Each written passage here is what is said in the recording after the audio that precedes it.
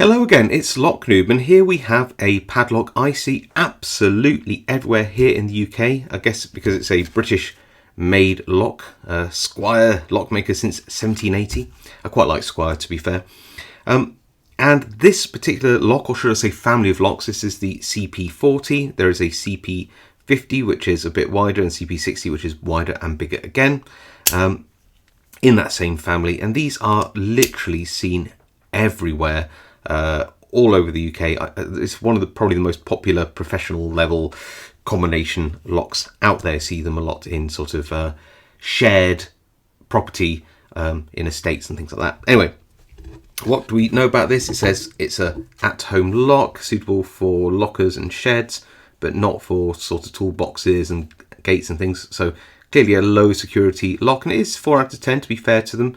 Probably relating to the very, very thin shackle. I think it's like an 8mm shackle here. It's got a 10-year personal guarantee, which is kind of nice. All weather, 10,000 combinations, blah, blah, blah. Hardened steel. Oh, it's a 6mm shackle. That's why it's so low security, because obviously, you know, it's not super secure. This one works by putting the correct number in, which it is, and pushing this button at the bottom, and it snaps the shackle up. Now, I have seen people try to decode this lock doing the button press method. So you push the button in, you'll see that it sticks. So you have to push the shackle in to get that button to click out. So the way you decode it is push the shackle in and the button in at the same time. And you can see that when you're on a true gate, you get loads of movement. Like you can move it almost the entire number back and forth. When you have a false gate, then you don't have the same range of movement like that, but the true gates are really wobbly. So you could decode it as standard, but I was recently doing a video on combination locks, and I think I mentioned that the Squire CP50 was a hard lock to decode. I saw Potty Pie or Potty 314 from Germany doing this many years ago, and it seemed very difficult. And somebody said in the comments that the true gates actually drop into their numbers, and it's easy to read. And I looked at this, I couldn't see that to be true, but I could be that I was misunderstanding the comment. I'll see if I can find the comment. I couldn't find it when I did a little search, but I'll see if I can find it. Hi there, sorry to interrupt, this is Future Noob, and I actually found the comment. It's from Ralph Parks 8654, and it does actually describe the exact method that I'm using here. So I didn't discover it myself, I just misremembered what was said about how to do it, so that is interesting. Right, let me just unlock this, and we'll show you how to put a new number in, and we'll then try to decode that new number. So yeah, this way of decoding this lock is quite frightening, I have to say. So the first thing you do is undo this little screw. You can't screw it all the way back down when you put the new code in. It has to be mostly screwed down, but not too tight. And it does say that on the instructions, don't screw it down too tight. It's not a massive security flaw if you, or risk, should I say, if you have that screw removed, because you need the right code in to be able to decode this lock. Or to recode the lock, should I say. So yeah, as it stands, it just opens and closes as normal. If you want to change the code, let's turn this upside down. You'll see if I press this button in at the bottom, like that, look what happens to the shackle. It flops around, so it somehow releases something on the inside. So what's going to do is press this button down, and in reverse, I'm just going to scramble all these wheels, and I'll just move this to one side. So I don't want to know the code, could be anything.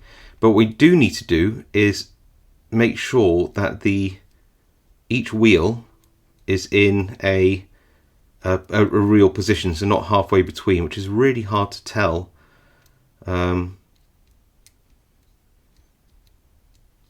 So I think that's right. Really hard to tell upside down because the clicks on these aren't great, but I think that's okay. It's a bit springy, so if it doesn't lock, it's because it's not in a the numbers aren't in the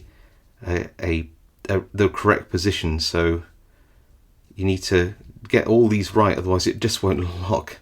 It's really weird like that. So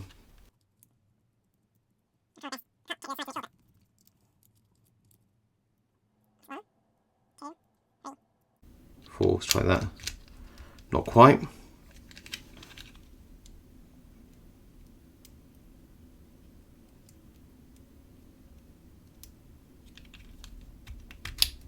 We've got something locking. So we have a code which works, which means that all we need to do now is pop this screw back in to secure the code and make sure I don't do anything weird with the wheels. Don't screw it all the way down, just like that. That should be okay. Check it works and press the button. Right, so we've got the combination now. What we'll do is lock it back up and scramble it. Now I do not know the code, so how do we go about decoding this? I said it's really hard because the clicks on these wheels, especially when you're pressing this down, they're barely existent. So getting all of these aligned exactly on this axis is really hard. But what do we do? Well, what we do is we just use our nail and just tap on the tops of the numbers. And if it's springy, that means it's the right number. So we just start on the first wheel. I think that's a 9. That's springy. Nothing on 5. Nothing on 6. Nothing on 7. 8 springy. 9 springy. So look at this. See, 9 springs up and down. 8 springs up and down. 5 doesn't. 2 doesn't. So we just go to these wheels next, and we just keep turning and testing as it hits the thing. See, that looks like it's springing. Look. And it is, but it's nowhere near enough. When it's the correct number, it will literally spring up and down really easily, like that. See, that must be 1. So the last number has to be found on this dial. I'm not pressing anything in. I'm not doing anything. All I'm doing is literally just turning these dials to a number and just testing whether it's springy. And I think that's it. 9, 8, 1, 0. We got it. It literally springs up and down if you get the right number. I just find that so scary that you can decode a lock just by turning a dial and testing whether it's springy or not. That I really did expect more from Squire. I hope that they've since fixed this. This lock is a couple of years old now, but it's scary to think that they haven't. Anyway, I hope you found that video interesting and informative. Certainly has changed my opinion of these locks for sure. If you like this video, leave a like. If you have any comments, leave them below. I do read them all, reply to as many as I can. If you haven't subscribed and want to see more content like this, then please subscribe. It really helps me out, and I'll see you all next time.